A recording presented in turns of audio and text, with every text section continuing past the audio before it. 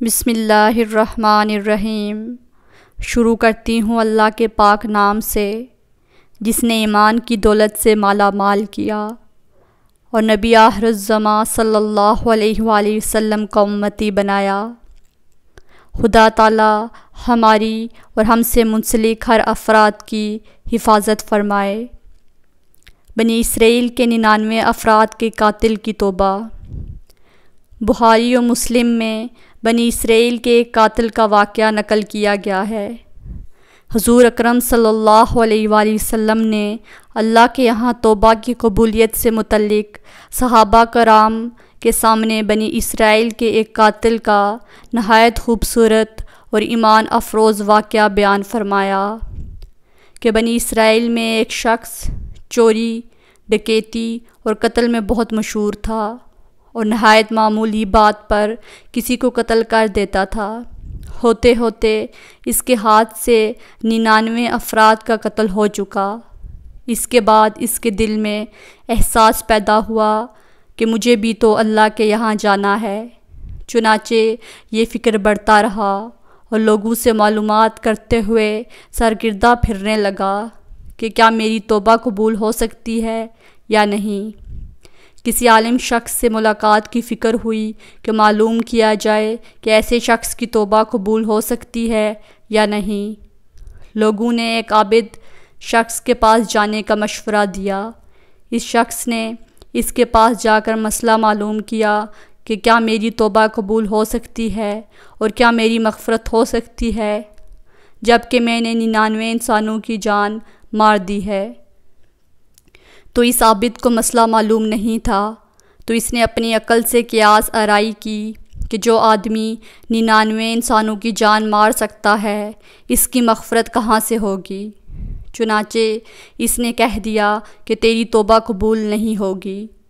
تو اس شخص نے غصہ اور جلال میں آ کر اس کو بھی قتل کر کے 100 پورے کر دیے کہ جب میری توبہ قبول نہیں ہوتی ہے تو لاؤ تجھے بھی ختم کر کے 100 پورے کر دیتا ہوں۔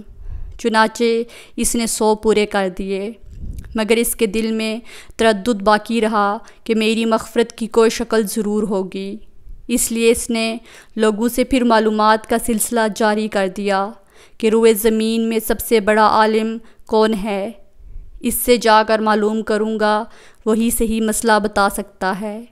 اور لوگوں نے اس کو بتایا کہ فلاں جگہ ایک عالم رہتا ہے، اس سے جا کے معلوم کرو۔ چنانچہ اس نے اس عالم صاحب کے پاس جا کر اپنی زندگی کی کارگزاری سنائی اور 100 آدمیوں کو کس طرح سے قتل کیا ہے سارا کارنامہ سنا کر معلوم کیا کہ اب بتلائیے کہ میری توبہ قبول ہو سکتی ہے یا نہیں۔ کیا اللہ کے یہاں مجھ جیسے گناہگار کے لیے بھی مغفرت کا کوئی خانہ ہے؟ تو اس عالم صاحب کو چونکہ علم تھا تو اس نے بتلایا کہ تیرے گناہ معاف کرنے میں اللہ کے یہاں کیا رکاوٹ ہے۔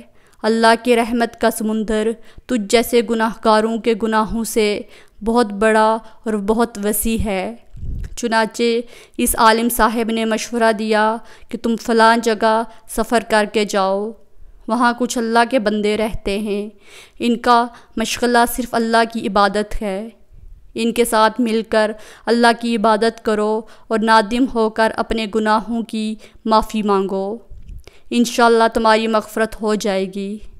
جب اس شخص نے آدھا راستہ طے کر لیا تو ملک الموت آ گئے اور اس کی موت ہو گئی۔ اب اس کی روح لے جانے کا مسئلہ کھڑا ہوا۔ آسمانوں سے رحمت کے فرشتے بھی آئے اور عذاب کے فرشتے بھی۔ رحمت کے فرشتے کہنے لگے کہ اس کی روح لے جانے کا حق ہم کو ہے، اس لیے کہ یہ سچے دل سے تائب ہو کر عبادت کے لیے جا رہا ہے، اور عذاب کے فرشتے کہنے لگے کہ اس کی روح لے جانے کا حق ہم کو ہے، اس لیے کہ اس شخص نے کبھی کوئی نیک کام نہیں کیا ہے، پوری زندگی معصیت میں گوا دی ہے۔ اسی دوران آسمانوں سے آدمی کی شکل میں ایک فرشتہ آیا۔ بعض روایت سے معلوم ہوتا ہے کہ یہ آنے والا فرشتہ حضرت جبرائیل امین علیہ السلام تھے۔ چنانچہ اس فرشتے نے تشریف لا کر ان دونوں طرح کے فرشتوں کے درمیان یہ فیصلہ کیا کہ دونوں طرف کی مسافت ناپ کر دیکھ لو کہ جہاں سے آ رہا ہے وہاں کی مسافت قریب ہے یا جہاں جا رہا ہے وہاں کی مسافت، لہٰذا جہاں کی مسافت قریب ہو اس شخص کو وہاں والوں میں شمار کر دیا جائے۔ چنانچہ دونوں طرف کی زمین ناپ کر دیکھی گئی تو جہاں جا رہا تھا وہاں کی مسافت جہاں سے آ رہا تھا اس کی مقابل میں صرف ایک بالشت قریب ہے۔ چنانچہ فیصلہ ہوا کہ مقام معصیت سے مقام عبادت صرف ایک بالشت قریب ہے، اس لیے رحمت کے فرشتوں کو اس کی روح لے جانے کا حق ہوگا۔ چنانچہ اللہ کی طرف سے اس کی مغفرت کا اعلان ہو گیا۔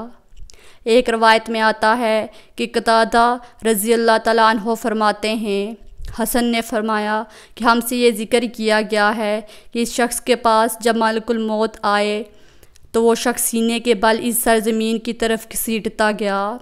حدیث قدسی میں آتا ہے کہ میں اپنے بندے کے ساتھ اس کے گمان کے مطابق ہوتا ہوں اور وہ مجھے جہاں بھی یاد کرے میں اس کے ساتھ ہوں۔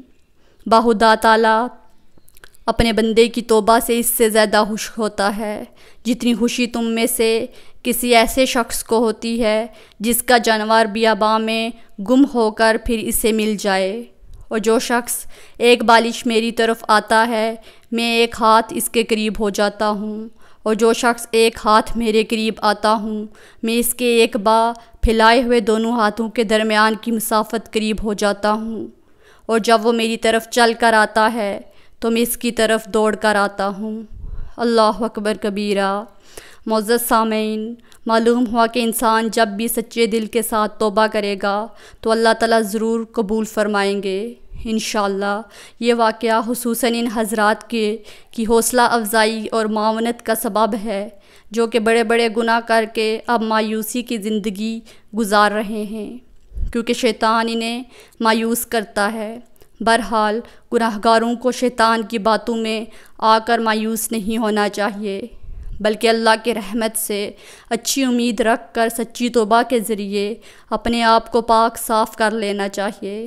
اللہ تعالیٰ ہم سب کو عمل کرنے کی توفیق عطا فرمائے، آمین یا رب العالمین۔